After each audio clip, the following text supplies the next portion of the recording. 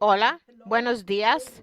Les doy la bienvenida especialmente a nuestro invitado especial de hoy, Chas Freeman. Chas Freeman no solo es un diplomático de alto rango de Estados Unidos, sino que también tiene una biografía extraordinaria y fue el intérprete del presidente Nixon en 1972 cuando éste reanudó sus relaciones con China.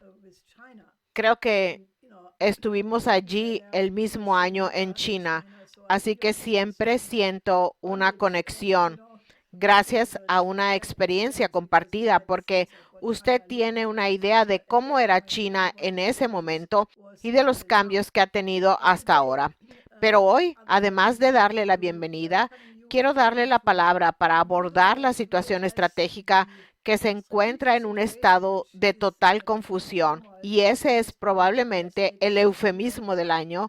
Tras solo 3 meses de Trump en la Casa Blanca, tenemos una guerra arancelaria, tenemos una crisis sin resolver en Ucrania y tenemos una situación increíblemente peligrosa en Oriente Medio. Y en todos estos temas, usted es un gran experto debido a su papel en la diplomacia y ha sido comentarista sobre muchos de estos temas durante mucho tiempo. Así que, por favor, dígame y dígale a nuestros espectadores cuál es su evaluación de la situación actual.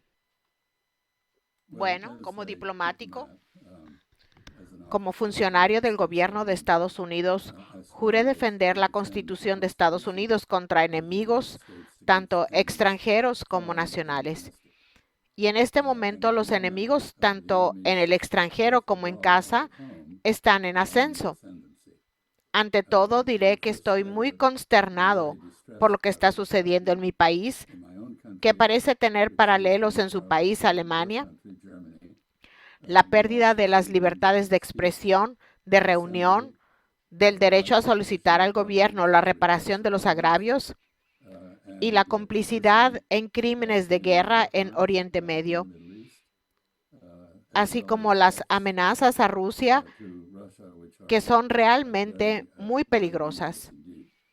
A nivel internacional, la dimensión exterior de esto, obviamente, nos encaminamos hacia una importante confrontación militar con China.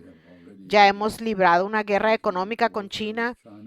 Creo que la brújula en este caso es incorrecta. Creo que perderemos esa guerra decisivamente, como perdimos la guerra en Ucrania y con la Federación Rusa. No puedo decir nada positivo sobre nuestras políticas en Asia Occidental, que siguen causando un enorme sufrimiento.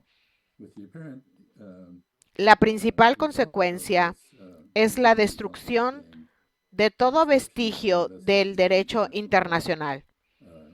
Tenemos un genocidio verificado por la Corte Internacional de Justicia, la Corte Penal Internacional y todas las principales organizaciones no gubernamentales, Human Rights Watch, Amnistía Internacional, etcétera. Sin embargo, seguimos negándolo y apoyando esas acciones. En Europa encuentro la situación muy confusa e irónica.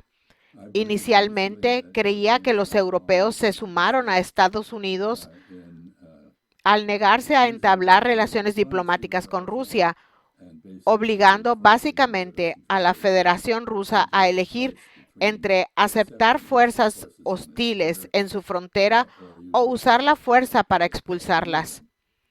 Pensé que los europeos apoyaron esto con cierta reticencia. Ahora tenemos la irónica situación de que el señor Trump, aunque poco centrado, poco informado y aparentemente poco competente, intenta poner fin a la guerra en Ucrania en términos que propiciarían un acercamiento entre Estados Unidos y Rusia.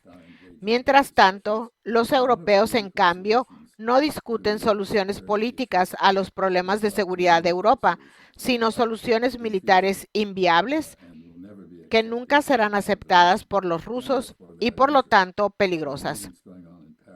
Se están celebrando reuniones en París entre los europeos y los principales funcionarios estadounidenses que participan en las conversaciones en Moscú.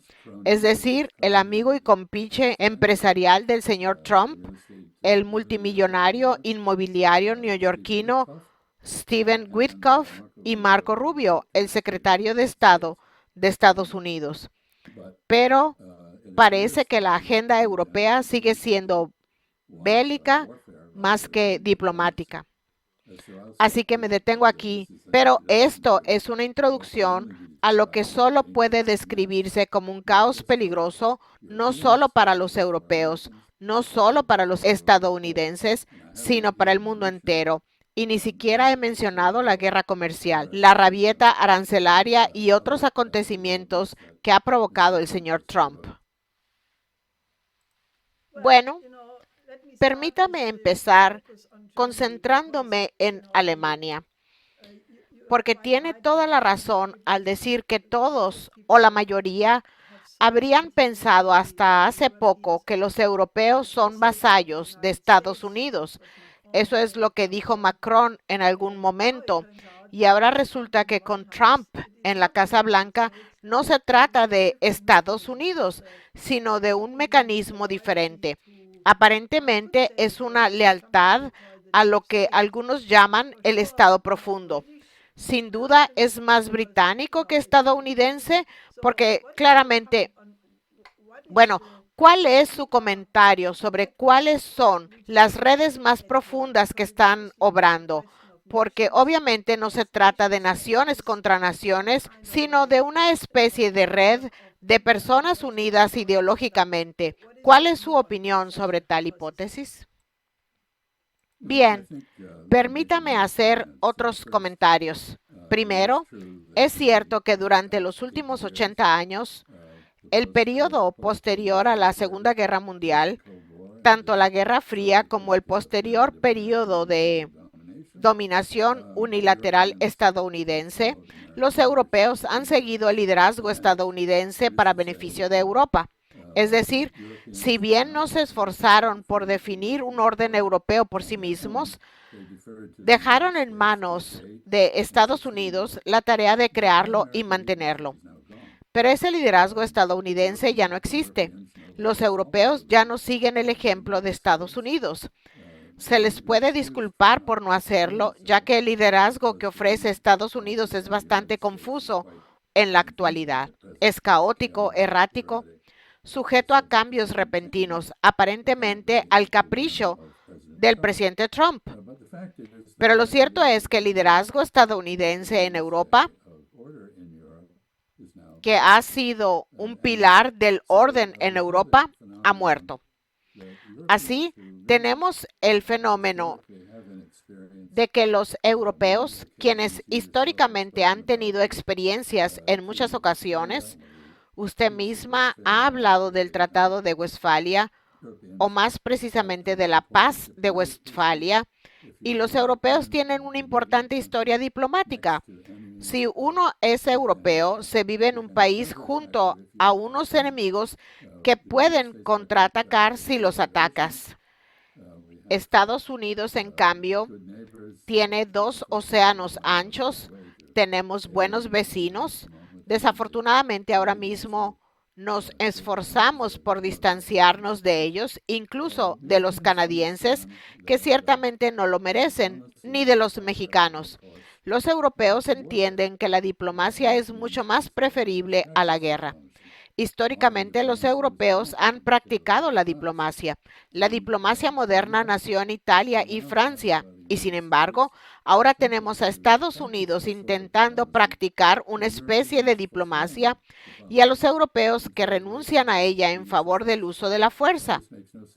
Esto no tiene sentido.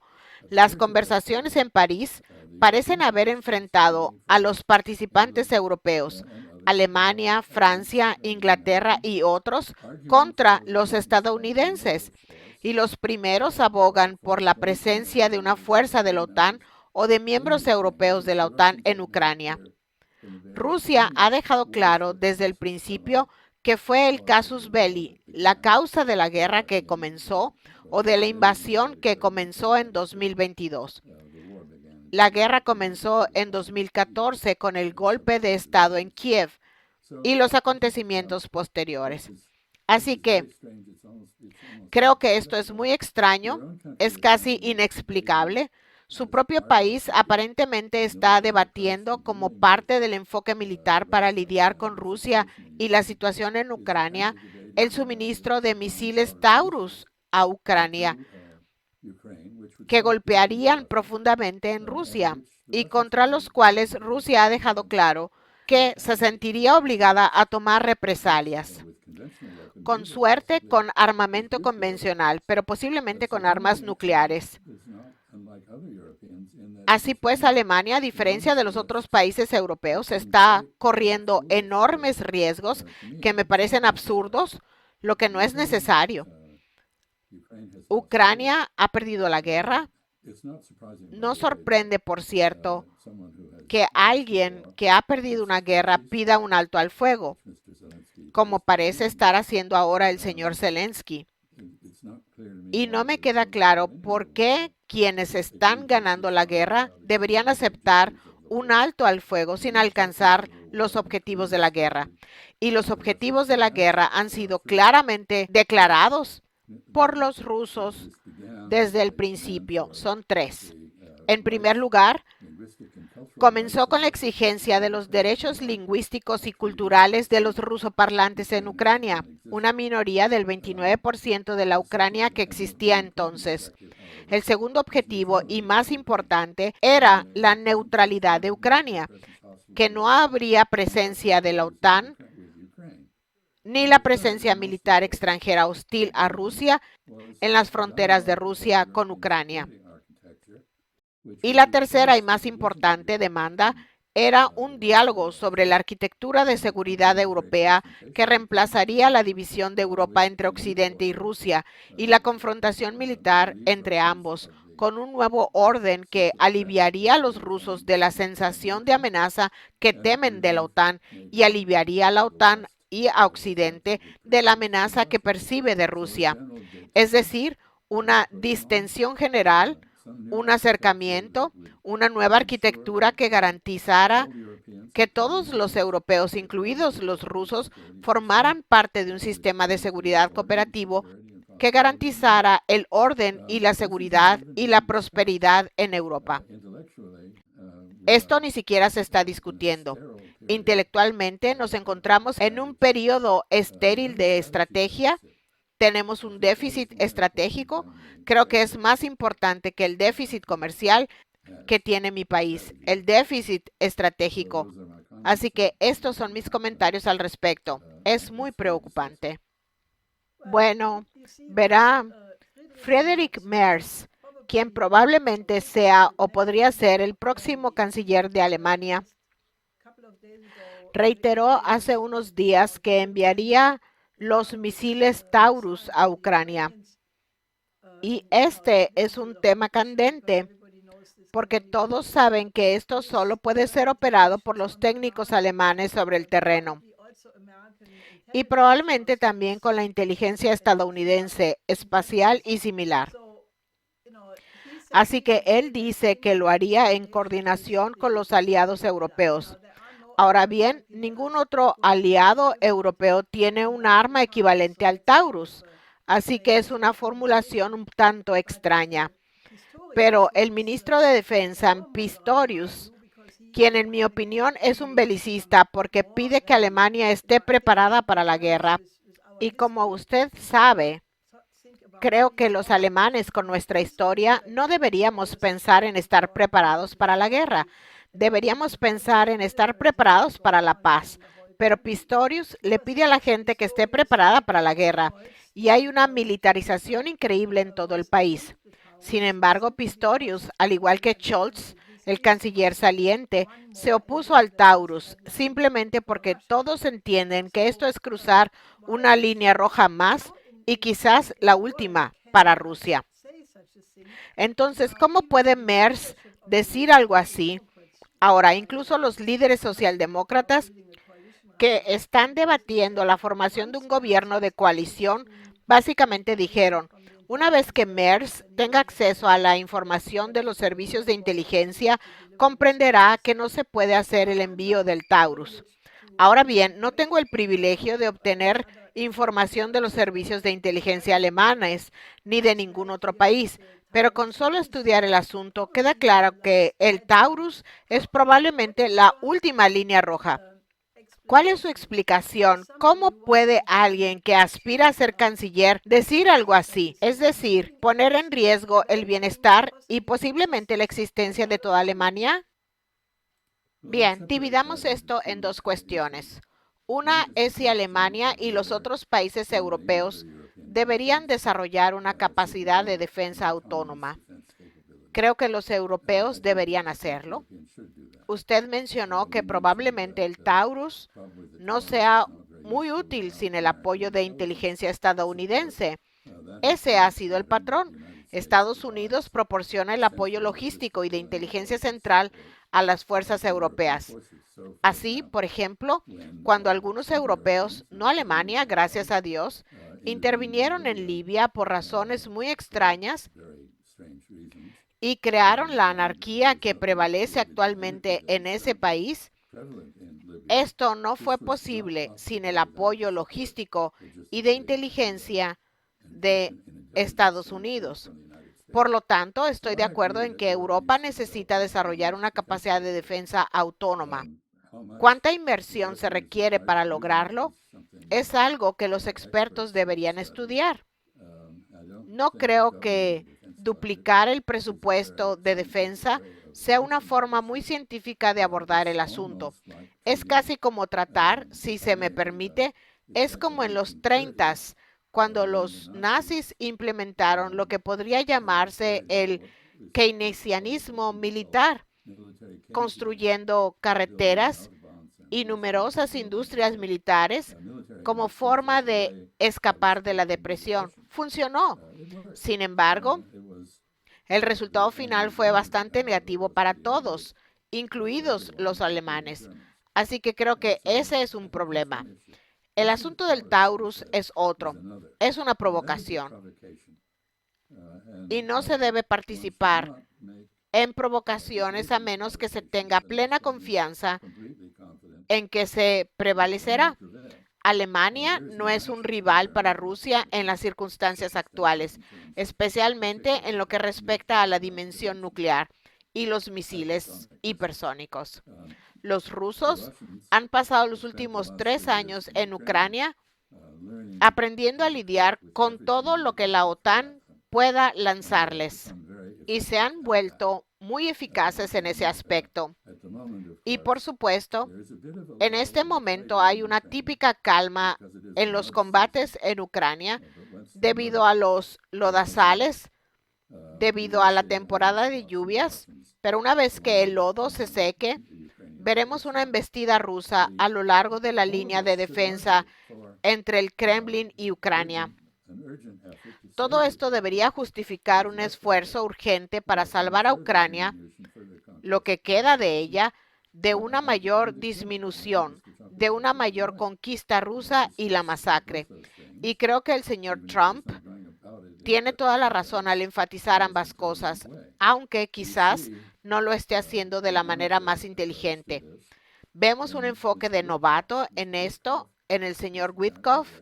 El señor Witkoff es aparentemente un hombre muy inteligente, aprende, escucha, es un buen negociador, tiene experiencia en transacciones inmobiliarias, no tiene formación diplomática, no tiene experiencia en Rusia ni en asuntos de seguridad, y menos aún en los de Asia Occidental, donde también se ha dedicado a negociar los acuerdos fallidos con los israelíes y ahora está dialogando con Irán. Espero que esté aprendiendo mucho de los iraníes. Él escucha. Pero este no es el equipo A. Este no es un grupo de profesionales que pueda tratar eficazmente con los rusos.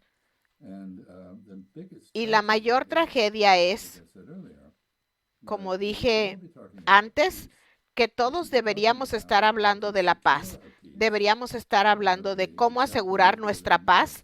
El ejemplo que usted dio de Westfalia, de las negociaciones de Westfalia, es muy pertinente. Necesitamos una reestructuración del sistema de seguridad de Europa. Europa también necesita reformar sus políticas económicas y su cohesión para apoyar un papel más independiente que tendrá que asumir. Hasta ahora, desde mi perspectiva, Europa ha sido mucho menos que la suma de las partes. Debería ser más que la suma de las partes. Eso requiere una reflexión profunda y un diálogo entre los europeos que no veo que suceda. Lo que veo, en cambio, es más de lo mismo, una devoción casi insensata al militarismo en lugar de a la diplomacia. Bueno, estoy de acuerdo con usted en que no hay un debate estratégico, ni reflexión, ni visión. Es realmente aterrador. Da la impresión de que estamos gobernados por una élite, o mejor dicho, por un grupo de poder, porque no son muy elitistas. Ciertamente no son una élite y parecen estar más preocupados por conservar sus privilegios, puestos, ingresos y todo eso, en lugar de pensar que tienen una responsabilidad con los pueblos de las naciones europeas. Y creo, y me gustaría escuchar su comentario sobre la siguiente idea, que los europeos han sido tan anti-intelectuales durante mucho tiempo que han pasado por alto un cambio estratégico de enormes dimensiones. El hecho de que el centro del poder mundial se ha desplazado claramente en las últimas décadas, diría yo, a Asia, al sur global, al hecho de que los países de la mayoría global finalmente quieren superar el colonialismo, quieren por fin poder convertirse en países de clase media o de ingresos medios, donde todos sus ciudadanos tengan una vida digna. Y dado que Rusia, China y el BRICS avanzan en una dirección similar, el intento de aislar completamente a Rusia y convertir a China en su enemigo es completamente absurdo. No puede funcionar. Pero en su opinión, ¿qué hay en la psicología de estas, digamos, élites europeas que les impide siquiera investigar el fracaso de sus propias políticas? Creo que Europa está teniendo muchas de las mismas dificultades que mi propio país, Estados Unidos, es decir, una élite que no está en contacto con la opinión pública y que la gente común y corriente considera indiferente e incapaz de cumplir con lo que se supone que los gobiernos deben cumplir. En otras palabras, el tipo de cosas que Hillary Clinton describió cuando llamó a la gente común y corriente deplorables, las personas por las que solo sentía desprecio. Así que si una élite gobierna de esa manera, se produce una reacción. Vemos una gran reacción en la política europea, así como aquí. Tiene en Europa, en su país, existe la alternativa para Alemania que responde a este tipo de situaciones. Pero más allá de esto, creo que tiene razón. Tenemos a un grupo de arribistas al mando, son políticos profesionales. Envidio a Canadá, que aparentemente acaba de elegir a alguien que no es un político de carrera, el señor Carney, que es un hombre brillante que comprende a la economía global y a los cambios en el orden mundial que usted acaba de describir. Eso lo distingue de cualquier otra persona en Occidente en este momento, creo. El orden mundial resulta particularmente irónico. Las naciones europeas, que antaño fueron las grandes potencias de la tierra, imperiales, coloniales, y dominaban en la exportación de los valores europeos al mundo, Resulta particularmente irónico al ver que a medida que el orden mundial cambia y básicamente le da el poder a las potencias intermedias, dándoles mayor libertad de maniobra que durante la Guerra Fría o incluso después de ella, liberándolas de las limitaciones de la rivalidad entre las grandes potencias y permitiéndoles tomar decisiones por sí mismas. Resulta que los europeos no parecen ser capaces de tomar decisiones por sí mismos. Creo que su vecino del este, Polonia, se ha convertido en una gran potencia. Ojalá pensar en el futuro con más claridad, pero es un ejemplo de una potencia intermedia con el potencial de lograr grandes cosas.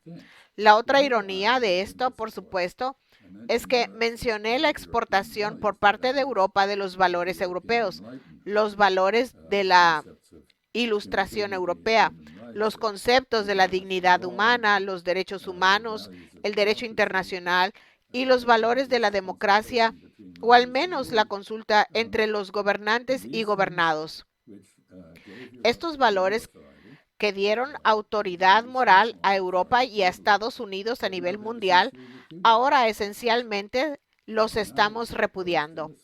Ahora bien, si se opone alguien al genocidio, lo tildan de antisemita. ¡Qué gran ironía! Una gran ironía. Y si alguien habla abiertamente contra la guerra en Ucrania, lo acusan de ser títere de Vladimir Putin. Pero así, la libertad de expresión, el respeto al orden constitucional, el Estado de Derecho, las 10 enmiendas de nuestra Constitución que constituyen la Carta de Derechos, todo esto está desapareciendo. Y tiene toda la razón. Las acciones occidentales, no solo en Ucrania, sino también en Asia Occidental, en la cuestión palestina, con respecto a lo que está sucediendo en Gaza y en Cisjordania, los ataques de Israel contra Líbano y Siria, el posible ataque contra Irán, se han combinado para provocar que el resto del mundo desee tener muy poco que ver con nosotros y dejar de seguir a Occidente.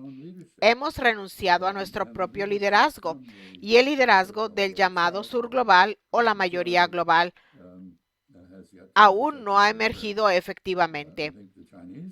Creo que China tiene la capacidad de liderar, pero les falta la voluntad. Y otros en esa constelación, como usted sugirió, Rusia ha sido esencialmente excluida de Occidente, pero no del resto del mundo. Países como Brasil carecen del poder internacional para liderar. Y así vemos de nuevo, volviendo a la tesis de que las potencias intermedias ejercen más autoridad y tienen más libertad de acción, que Turquía resurge como una fuerza importante en el contexto euroasiático, es decir, reorientándose hacia el sur, al Levante, en el Golfo y hacia Asia Central. Mantiene buenas relaciones con Rusia y Ucrania y se ha vuelto mucho más importante para la Unión Europea que antes, debido a que Estados Unidos ha abandonado un papel activo en Europa. Así pues, todos estos son cambios que deben reconocerse y lamento decir que no veo a políticos en mi país ni en el suyo ejerciendo el nivel de análisis necesario para comprender lo que está sucediendo y ajustar las políticas en consecuencia. Muy bien. El ministro de Asuntos Exteriores ruso, Lavrov, ya declaró hace unos años que cree que lo que ha sucedido en Occidente es que nos hemos alejado culturalmente del conjunto de valores cristianos.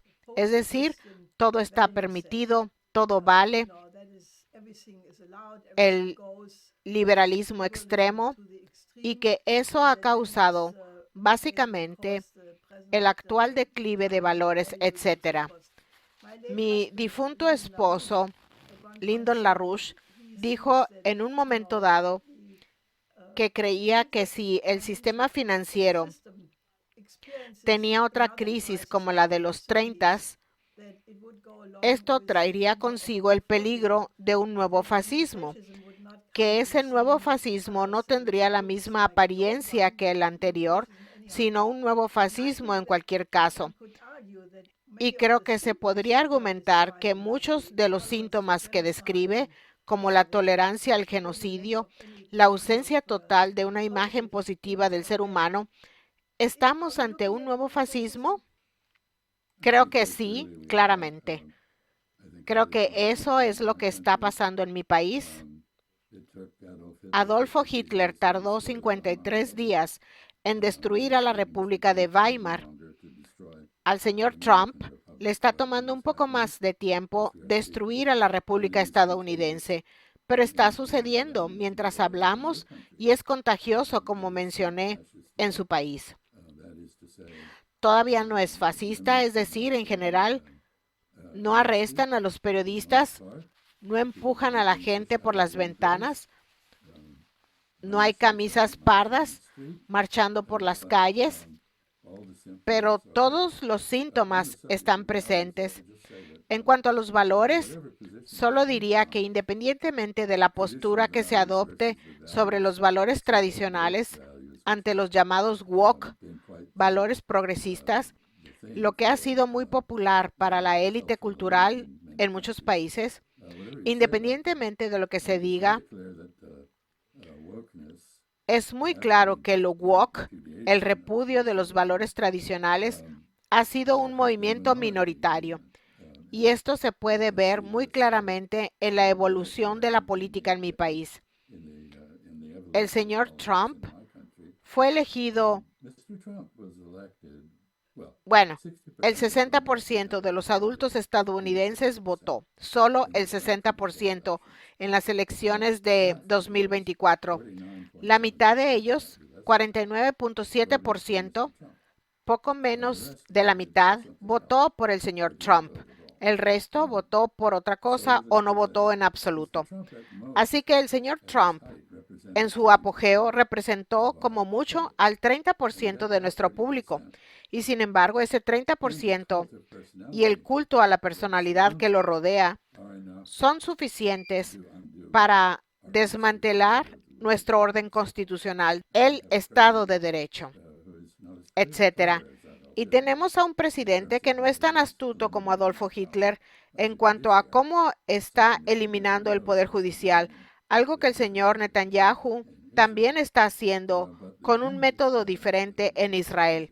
Pero el objetivo es el mismo, un objetivo unilateral y unificado, una sola personalidad a cargo de todo, rodeada de aduladores, para que la verdad sea desterrada del funcionamiento interno del gobierno y reemplazada por la adulación, etcétera. Ya lo hemos visto antes. Esta vez se presenta de una forma diferente, pero no tan diferente. Y es muy aterrador, creo. Es particularmente aterrador porque lo que todos dicen de los fascistas de los 30 es que tenían algún tipo de plan inteligente. No veo ningún plan inteligente en ninguna parte, ya sea en nuestra economía nacional. El berrinche arancelario es completamente irracional, no logrará los objetivos declarados, logrará lo contrario. Los ataques a las universidades son ataques a la gran ventaja que nuestro país y Alemania tenían durante el último siglo, es decir, una élite intelectual abierta a las ideas y que sirve como imán para el talento. Lo estamos destruyendo, así que esto no es otra cosa que fascismo. Creo que probablemente nos espera un momento muy difícil, dado que la guerra arancelaria entre Estados Unidos y China parece alcanzar nuevos niveles casi día tras día. China ha tomado represalias muy duras prácticamente han prohibido la exportación de tierras raras e imanes de tierras raras, un requisito para casi todos los dispositivos eléctricos que se producen. Entonces, creo que China, y me gustaría, dado que usted es uno de los principales expertos en China, ¿cuál es su opinión? Primero, permítame decirle cuál es mi opinión. Personalmente creo que China ha desarrollado con éxito un modelo completamente diferente mediante lo que ellos llaman la cooperación donde todos ganan. Claro, obtienen ventajas, pero también hacen algo por el país con el que están tratando. Y eso ha llevado a una situación en la que muchos países, tanto en África como en otros lugares, creen que China es su amiga, al contrario de lo que Churchill insistía, que los países no tienen amigos. Pero ellos dicen que China es su amiga. Ahora bien, si viaja por China, lo que hice muchas veces, incluso recientemente, es asombroso.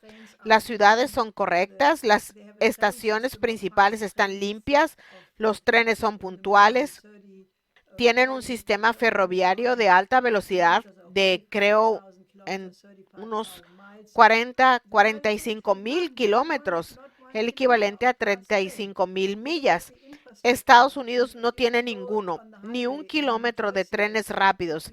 Si ve la infraestructura, va por la carretera de New Jersey y se pierde en los baches de las calles.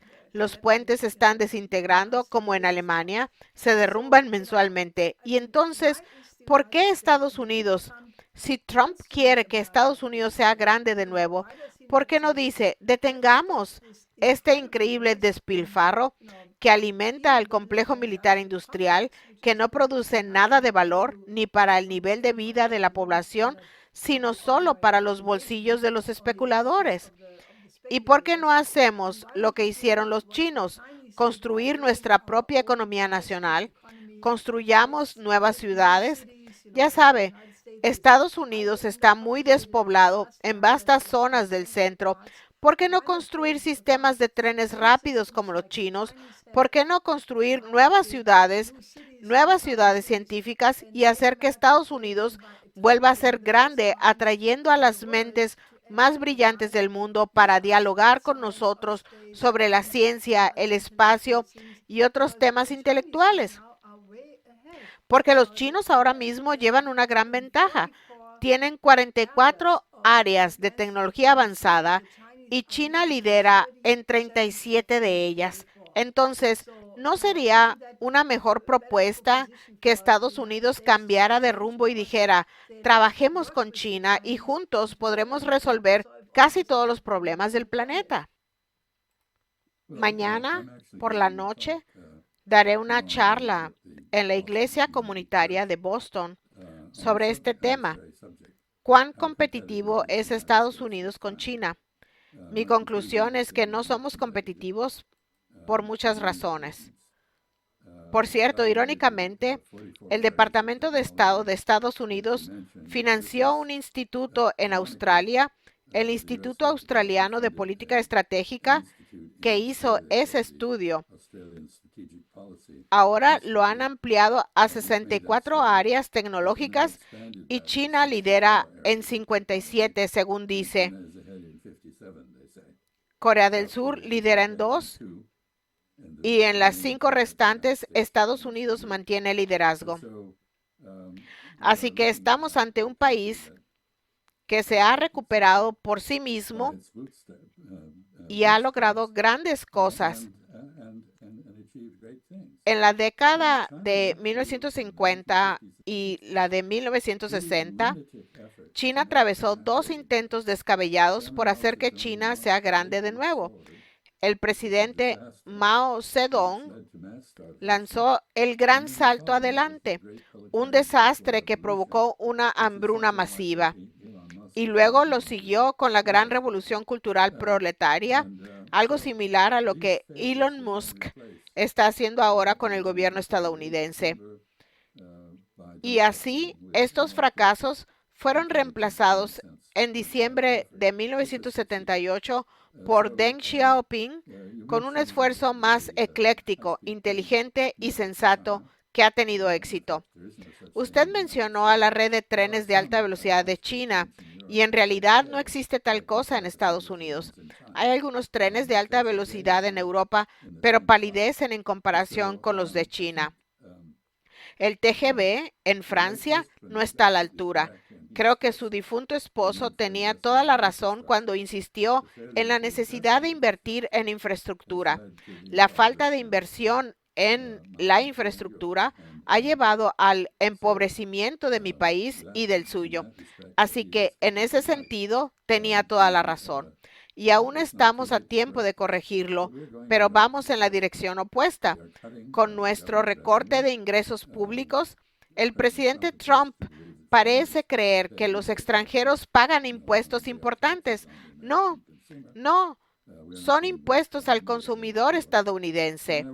No nos estamos enriqueciendo con ellos, nos estamos empobreciendo. Y volviendo a la comparación con China, las exportaciones chinas a Estados Unidos son aproximadamente 3 veces mayores que las exportaciones estadounidenses a China. En chino hay una definición muy simple de comercio: Wofeng-do, intercambiar lo que se tiene por lo que no se tiene. Ahora bien, en este intercambio recibimos mucho más de China de lo que damos. Me refiero solo a bienes, no a servicios. Tenemos una balanza comercial positiva en servicios con China, contra la cual China va a tomar represalias.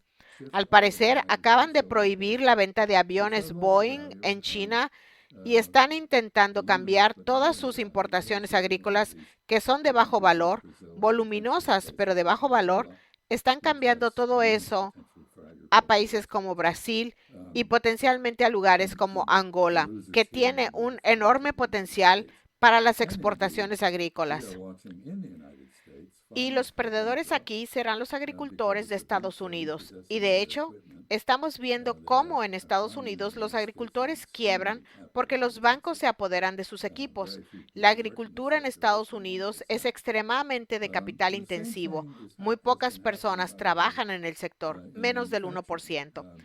Por cierto, lo mismo ha estado sucediendo en la manufactura. Es decir, en 1900, el 80% de la fuerza laboral estadounidense trabajaba en la agricultura, el 15% en la industria y el 5% en los llamados servicios. Hoy en día, las proporciones son menos del 1% en la agricultura, 8% en la industria y 91% en los servicios. Así que culpamos a China por la pérdida de empleos en la manufactura, pero son el aumento de la productividad, la automatización, la falta de capacitación de los trabajadores para usar dicha automatización y la avaricia corporativa que subcontrata la producción a los países extranjeros con mano de obra barata. En lugar de intentar aumentar la productividad de los trabajadores estadounidenses, lo que ha llevado a esta situación no es culpa de los chinos. Y hay muchos mitos en nuestra política. Por ejemplo, cuando China se unió a la Organización Mundial del Comercio, todos dijeron, bueno, este es el fin de la base industrial estadounidense. No, de hecho, las exportaciones estadounidenses continuaron aumentando con la misma tendencia que antes y los empleos industriales continuaron disminuyendo al mismo nivel y ritmo que antes. Por lo tanto, tenemos muchos mitos políticos cuyo efecto neto es que podemos culpar a otros de nuestros propios errores. No creo que Estados Unidos sea el único país en hacer esto. Creo que mi preocupación es que, dado que el sistema financiero transatlántico ya se encuentra en una situación muy precaria, dado que Estados Unidos tiene una deuda estatal de 37 billones de dólares, existe una burbuja de derivados que se acerca a los 2,000 billones de dólares. Y ahora, con estas interrupciones repentinas en los patrones comerciales, podrían producirse quiebras repentinas en los países emergentes, pero también en empresas sobreendeudadas.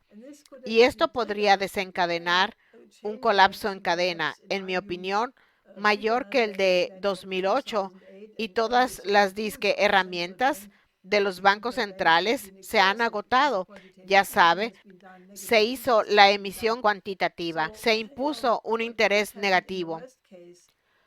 Por lo tanto, en el peor de los casos, lo que podría ocurrir es una desintegración repentina y caótica de las instituciones financieras mundiales.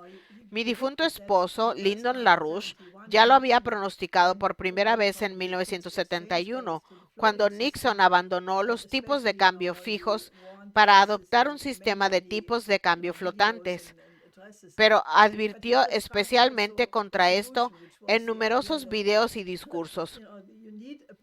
Pero también propuso una solución.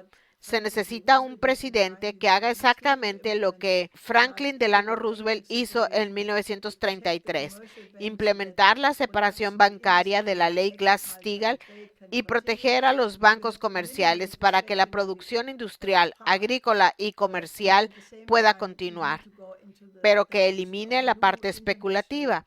Y al mismo tiempo es necesario avanzar hacia un nuevo sistema de crédito internacional porque el comercio mundial debe continuar y la única manera de superar el problema del hambre, el subdesarrollo, etcétera, sería mediante una nueva institución crediticia. Desde que comenzó la guerra en Ucrania, hice un llamado por una nueva arquitectura internacional de seguridad y desarrollo que, en mi opinión, debe tener en cuenta los intereses de cada país, ya que de lo contrario no va a funcionar. Ahora bien, lo que este nuevo debate sobre la arquitectura debería hacer no es solo abordar todos los temas urgentes, como detener la carrera armamentística, volver a los tratados de control de armamentos y convertir gran parte de la capacidad industrial del complejo militar industrial en una economía civil útil, lo cual es posible.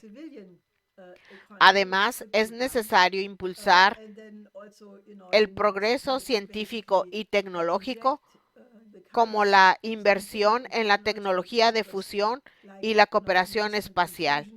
Y China está muy por delante en todos estos campos.